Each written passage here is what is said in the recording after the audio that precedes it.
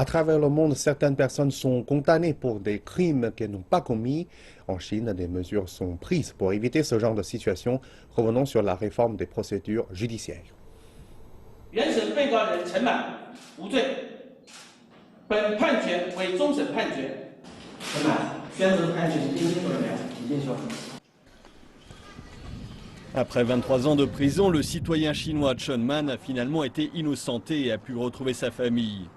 En 1994, il a été condamné à mort avec sursis pour meurtre et incendie criminel dans la province de Hainan.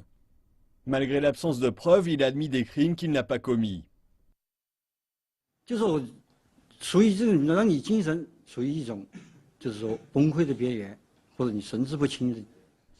m'ont gardé dans un état où j'étais mentalement brisé. J'avais des blessures sur tout le corps. Ils ne me laissaient pas dormir ou manger. Avec le froid, je suis devenu très faible. Dans de telles circonstances, j'ai fait une petite confession. Et petit à petit, cette confession est devenue une confession complète.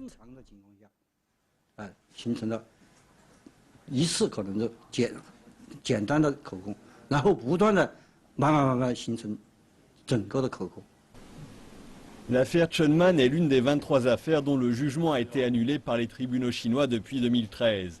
Les experts expliquent que les confessions forcées ne sont pas justifiables.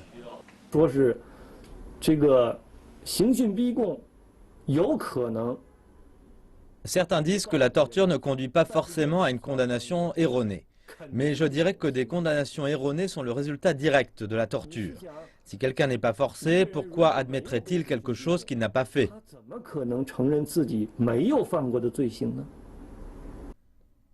En 2013, la révision de la loi sur la procédure criminelle est entrée en vigueur. Elle est souvent qualifiée de deuxième constitution.